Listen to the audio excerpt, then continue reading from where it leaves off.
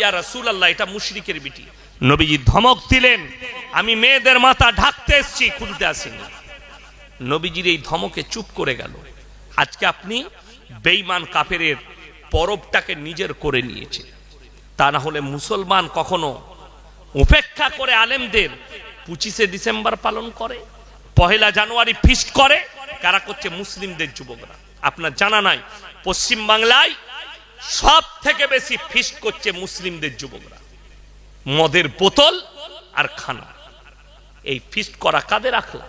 ইহুদি নাসারাদের কালচার। আর কোরআনে আছে গায়রিল মাগজুবি আলাইহিম ওয়ালাদ-দাল্লিন। মাগজুম মানে ইহুদি, দল্লিন মানে নাসারা। এই দুটো দলই পদভ্রষ্ট, আর এদের যারা অনুসারী হবে তারাও পদভ্রষ্ট হবে, তারাও পদভ্রষ্ট হয়ে যাবে। আপনার জানাই নেই এটা। আপনি যেটাকে ভাবছেন ওটা ভুল ভাবছেন। আপনি মনে করছেন এটা মডেলিং এর যুগ। আমার কাছে আল্লাহর কসম খেয়ে বলে যাচ্ছি, ইসলাম মডেলিং ছিল, আছে, আর কিয়ামতের সকাল পর্যন্ত থাকবে। যেগুলোকে দেখছেন রাসূলের হাদিস শুনে যান, আখরি জামানায় বর্বরতার যুগের পাপগুলো মডেলিং হয়ে ফিরে আসবে। আজকে নগ্নতা আপনার কাছে মডেলিং। একটা মেয়ে ন্যাংটো ঘুরে বেড়াচ্ছে, অবাক লাগে। এই দেশের আইনের জন্য কোনো মেয়ে যদি বোরকা পরে স্কুলে যায়, কলেজে যায়, তাকে কোর্টেতে কেস লড়তে হয় আমাদের দেশে। আর একটা মেয়ে ন্যাংটো ঘুরে বেড়ালে সে প্রশংসা কুড়ায়, মেয়েটাকে নাইস, বিউটিফুল, দারুণ লাগছে। এই মেয়েকে ন্যাংটো হবার জন্য তাকে কোর্টে যেতে হয় না। এইটা হচ্ছে হিন্দুস্তান। আপনি বুঝতে পারেন না? আপনি বলছেন এটা মডেলিং এর যুগ। যদি অল্প পোশাক পরাটা মডেলিং হয়, স্বরূপনগরে সব থেকে দামি মডেলিং হচ্ছে কুত্তাগুলো, যারা কোনো পোশাকই পরে না। তাদের থেকে বড় মডেলিং কেউ নাই। তারা তো জীবনে কোনো পোশাকই পরে না, ছোট পোশাক পরাটা। অথচ নারীর জন্য আল্লাহ তাআলা মায়েদের জন্য বললেন, ওয়াদরিব খুমুরিহিন্না আলা জুনুবিহিন। হে নারী, তুমি পর্দা নির্ধারিত করো, তোমরা কোনোদিন ধর্ষিতা হবে না, লাঞ্ছিত হবে না। এটা ইসলাম, এটা কোরআন। আমার ভাই, আপনাদেরকে অনুরোধ করে বলছি, সবাই দিনটাকে বুঝান। নিজের পরিবারকে, বড় বড় আলেমের লেখা তরবিয়তের বই নিজের পরিবারকে দেন। কিয়ামত আপনার দোরগোড়ায় পৌঁছে গেছে। ঠান্ডা মাথায় তারা জিনা করাচ্ছে আপনার আমার ছেলে মেয়েকে, আপনি বুঝতেই পারেন না। ঠান্ডা মাথায় কিভাবে তারা নাম রেখেছে 14ই ফেব্রুয়ারি ভ্যালেন্টাইন ডে, কাজ হচ্ছে জিনা করা। তারা নাম রেখেছে কিস ডে, কাজ হচ্ছে জিনা করা। তারা নাম রেখেছে রোজ ডে, কাজ হচ্ছে জিনা করা। তারা নাম রেখেছে চকলেট ডে, কাজ হচ্ছে জিনা করা। তারা জিনার রাস্তাটাকে পরিষ্কার করছে বিভিন্ন রকম নাম দিয়ে। আপনার ছেলে মেয়ে, মার্চের পরে এপ্রিল আসবে, 1 এপ্রিল, এপ্রিল ফুল পালন করে স্কুল কলেজের ছেলে মেয়েরা। করে না? করে না? আমরাও করি। তোমাকে বলে যাচ্ছি, হে যুবক যুবতী, স্কুলে যাও, তোমার হেডমাস্টারকে বলো যে স্যার এপ্রিল ফুল তো পালন করছি, এর ইতিহাসটা একবার বলুন। তোমার হেডমাস্টারের বাপের হিম্মত নাই যে ইতিহাসটা বলি। তোমার প্রফেসরকে জিজ্ঞেস করো, কলেজের প্রিন্সিপালকে, স্যার মাইকে দাঁড়িয়ে একবার এপ্রিল ফুলের ইতিহাসটা বলুন। তার বাপের হিম্মত নাই। বলি, যদিও বলতে চাই মিথ্যা কথা বলবে। কেন?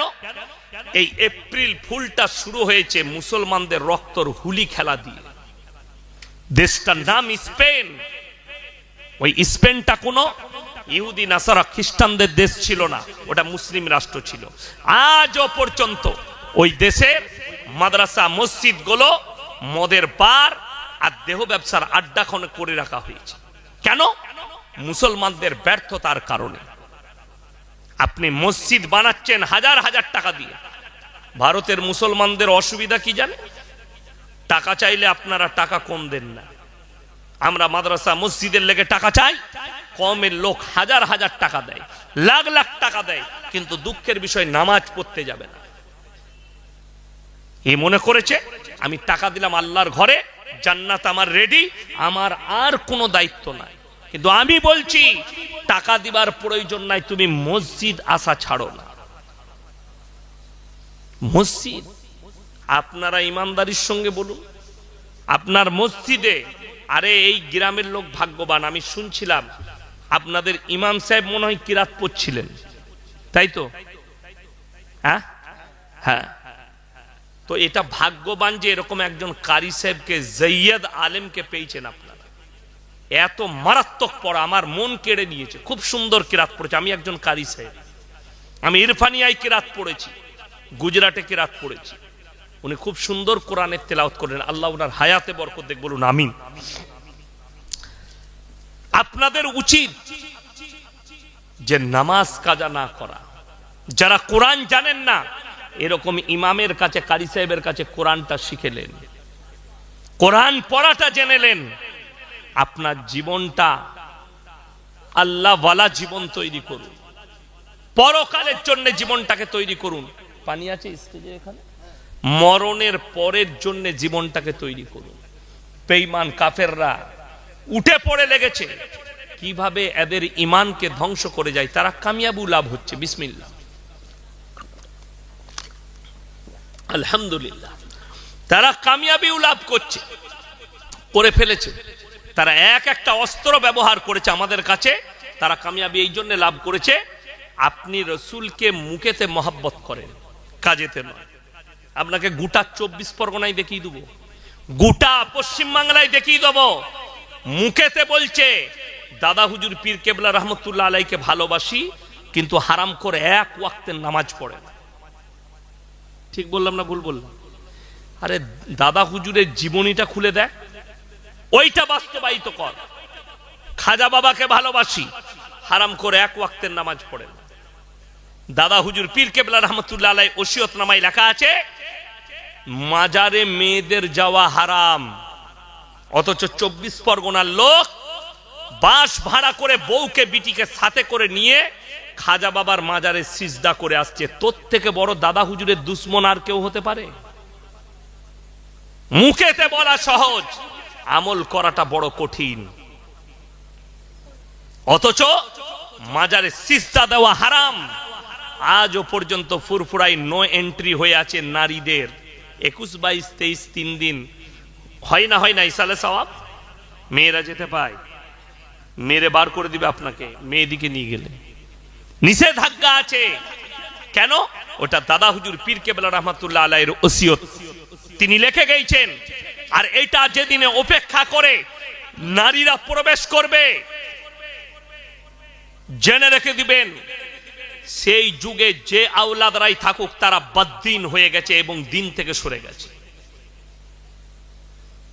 যদি কোনো বাপের বেটা মৌলবীর হিম্মত থাকে আমার সঙ্গে টক্কর নিবে, আমি এটা জায়েজ বলে যাচ্ছি। শুধু তাই নয়, গোটা পশ্চিম বাংলার যতগুলো বেরেলবিদের হুজুর আছে, আহমদ রাজা বেরেলবি, ফতোয়ায়ে রিজবিয়া, তার মধ্যে লিখে গেছে মেয়েদের মাজারে যাওয়া তো দূরের কথা, নিয়ত করাটাও হারাম।